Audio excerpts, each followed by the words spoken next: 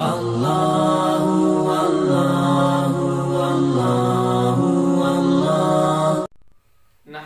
ونصلي ونسلم على رسوله الكريم اما بعد اعوذ بالله من الشيطان الرجيم بسم الله الرحمن الرحيم يا ايها الذين آمنوا كتب عليكم الصيام صدق اللہ العظیم۔ فرشتوں سے افضل ہے انسان بننا مگر اس میں ہوتی ہے محنت زیادہ۔ دوستو، روزہ کی فرضیت پر بات کرنا چاہتا ہوں۔ اللہ رب العزت کی ذات نے رسول کریم صلی اللہ علیہ وسلم آپ علیہ السلام کی شریعت مبارکہ کو بہت سارے احکامات سے نوازا ہے، اور ان احکامات کے چند درجات ہیں، وہ ذکر کرتا ہوں، توجہ رہے۔ ایک درجہ ہے مستحب کا۔ مستحب وہ عمل ہے کہ جس کے کرنے پر ثواب ملتا ہے اور نہ کرنے پر گناہ نہیں۔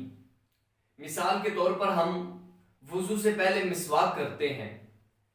اب جو شخص وضو سے پہلے مسواک کرتا ہے اس کو مسواک کرنے پر ثواب ملتا ہے، اور جو نہیں کرتا اس کو گناہ نہیں ملتا۔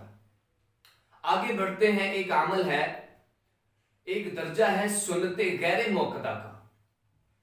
اب جو سنت غیر موقدہ ہے ان کی کرنے پر تو ثواب ملتا ہے اور نہ کرنے پر گناہ نہیں، جس طرح کے نماز عصر سے پہلے والی 4 سنتیں ہیں وہ غیر موقدہ ہے۔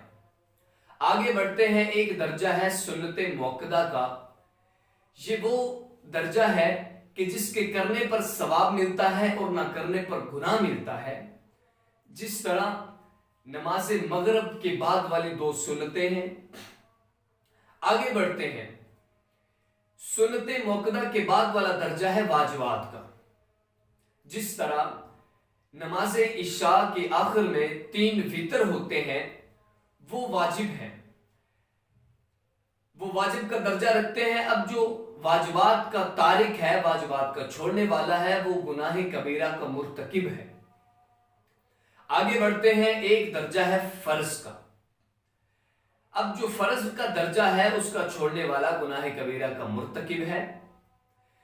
ساری احکام شریعت کے جو احکام ہیں ان کے درجات بتانے کا مقصد یہ ہے کہ اللہ کریم جل جلالہ نے جو ہمیں رمضان المبارک کے روزے عطا کیے ہیں وہ مستحب نہیں ہیں، سنت موقدہ نہیں ہیں، سنت غیر موقدہ کا درجہ نہیں رکھتے، واجبات کا درجہ نہیں رکھتے، بلکہ فرائض کا درجہ رکھتے ہیں۔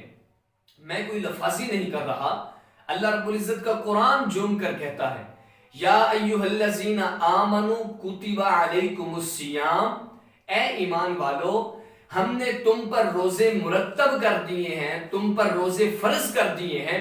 اب توجہ رہے، ایک قیمتی جملہ آپ حضرات کی سماعتوں کی نظر کرنا چاہتا ہوں۔ میں نے کہا پروردگار آپ قرآن مجید میں بعض مقامات پر فرماتے ہیں یا ایھا الناس، اے لوگو، اور لوگوں میں کافر بھی آتے ہیں، مشرک بھی آتے ہیں، منافق بھی آتے ہیں۔ اب یہاں روزے کی بات آئی ہے تو آپ نے یا ایھا الذین آمنوا کیوں کہا؟